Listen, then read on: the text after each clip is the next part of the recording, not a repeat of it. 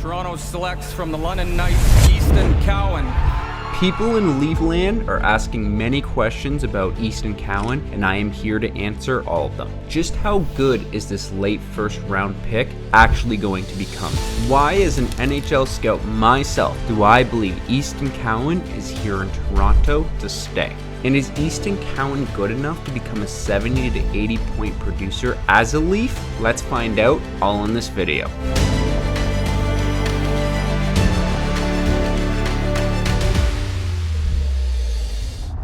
But before we get into the action, let's talk about the stick giveaway I'm doing this week. Let's focus.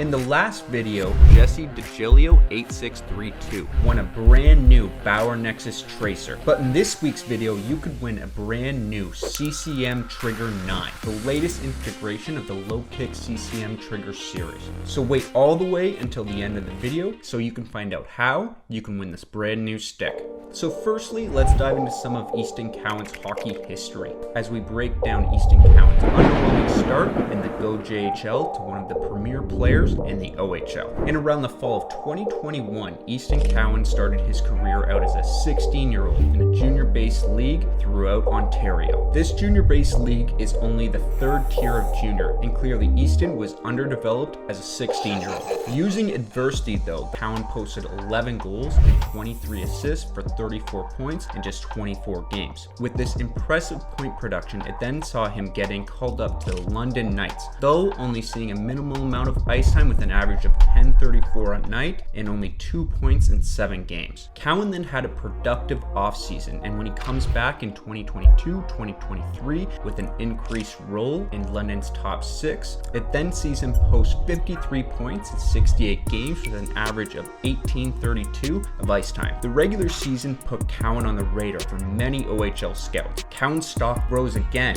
when London went to the OHL finals, eventually falling to the 2023 champions in the Peterborough Petes. Cowan's role with the Knights had a massive impact as he put up 9 goals and 12 assists for 21 points in the postseason. The following season, Easton Cowan posted 34 goals and 62 assists for a whopping 96 points in 54 games, seeing him win the Red Tilson Trophy as the OHL's league MVP for the regular season. London then goes on to win the OHL championship, where Cowan carries and leads his team in points with 34 points in 18 games, completing a highly successful season for Cowan. So now that we have a little bit of a backstory on Cowan, let's talk about the strengths and skills of what drives Cowan's success. Cowan's game would be described by his fast-paced skating and ability to drive play. He's constantly putting pressure on opposing teams' defenders, and his puck-hound mentality and ability to find space with his speed is what provides him with high amount of puck possession. He uses this speed and intuition to constantly find himself behind defenders in opportune situations in transition. His skating and separation speed are elite, as his ability to pull away from defenders by creating offense or breakaway situations is high end. As you can see here watching, he has the ability to create space behind the net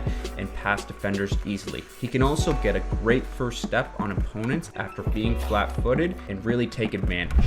But let's not forget about Cowan's puck handling and passing skills. Cowan possesses elite playmaking, where he's able to make passes in stride and in a quick manner. He provides exceptional saucer passes with high accuracy, especially when making them from his backhand. He also is able to provide quick touch passes to his teammates in a creative manner, fooling defenders and providing a high-quality scoring opportunity. We could go on and on with multiple clips of him making beautiful and accurate passes, but the reason he's able to do this is due to his strong stick handling at speed. Cowan's forward posture at speed while being able to keep his head up is what gives him this ability to find teammates. Similar to Mitch Marner, he's able to find teammates who may seem like unsuspecting passing targets. Along with Cowan's strong offensive game, he also provides an equal defensive game. While with the London Knights this season, he had an average of 2 minutes and 46 seconds on the penalty kill. His penalty killing success is due to his speed and strong stick. Cowan can also provide a team with point production while short-handed, as he led the OHL with 15 points while being a man down. His great puck stealing abilities and separation speed are what really help with his point production while a man down. One thing that also stands out is Cowan's finishing ability. Cowan's not the type to typically take a lot of shots from distance, but when provided a strong pass at even strength or on the power play, he has an accurate one-timer. He's a useful option on the right side on the half wall, connecting on one-timers and finishing plays. To even go deeper about his shot, he has a real quick release, having the ability to finish same side one-timers and get the shot off quickly when provided with passes in the slot, making him a strong option for goal production. Lastly, let's talk about where I believe Cowan may lack an ability for the next level, his size. With Cowan only providing a 5'11" frame at 185 pounds, it will be much more difficult for him to provide the Leafs with a physical and imposing presence at both ends of the ice. With the Leafs after a left winger who can provide offense and defensive reliability, Cowan will need to work on his size, strength, and power in the off seasons. Now let's do our deep dive, where I provide you guys with some deeper analytics. The Corsi, the goals per 60, the fun stuff. In Cowan's draft year, Cowan saw an average Corsi for percentage of 58.33% and a goals per 60 of 1.38. In Cowan's draft plus 1 year, he saw an average Corsi for percentage of 54.87% and a goals per 60 of 1.61. Well, what does this all mean exactly? With Cowan's rise in playing time in harder 5-on-5 matchups, we saw a small decrease of 3% in his Corsi for percentage. But Cowan continued to improve in the 2023 offseason in his scoring abilities, seeing his goals overall double. We also have a massive increase in Cowan's power play production, as his power play total points numbers nearly quadrupled, having 53 power play points in 2023-2024 to his 14 in 2022-2023. While the Leafs may not need someone on the power play, Cowan could certainly serve as a viable option during times of injuries or in slumps that we've seen in the past for the Leafs. Let's even compare Mitch Marner's advanced analytics to Cowan's, as I'd love to give Marner's OHL comparables. I unfortunately don't have the access to that information.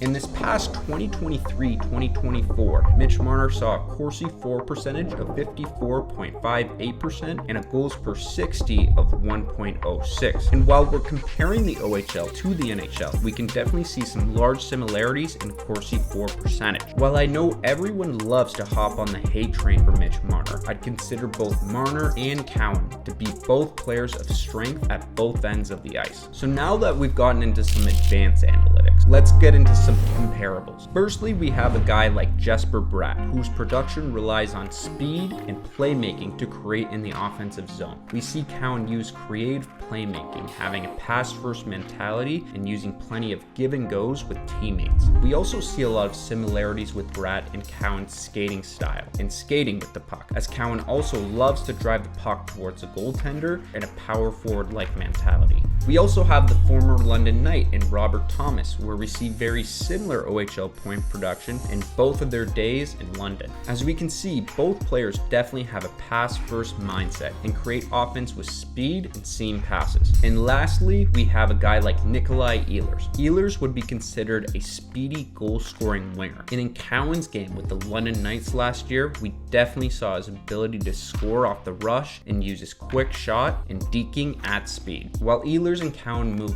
differently around the ice, Cowan definitely has the ability to develop his shot and ability to score from different areas of the ice off the rush. And last of all, let's project where I believe Cowan fits in this Toronto Maple Leafs roster and what type of numbers I predict Cowan will post in the future. Even though Easton Cowan won't be with the Leafs this season and is headed back to London, I still believe Cowan will have a long and successful career as a Maple Leaf. With Cowan's high hockey IQ and ability to make plays at speed, I believe in 4 to 5 years' time, he could potentially average 60 to 70 points a season and will max out around the 80-point marker. What the fuck are you talking about, man? While people may want to hear a 90 to 100 point projection, I get the idea that Toronto is more interested in translating Cowan into somebody with strong puck retrieving abilities and to be a reliable two-way forward. Now, there is the possible thought that if Cowan has made a strong enough impression on the Leafs, and that he could become an offensive producer for the Leafs, it could change the minds of Brad Treliving and management staff to move away from Mitch Marner. Seeing that the Leafs could bring in a high caliber defensive piece for Marner,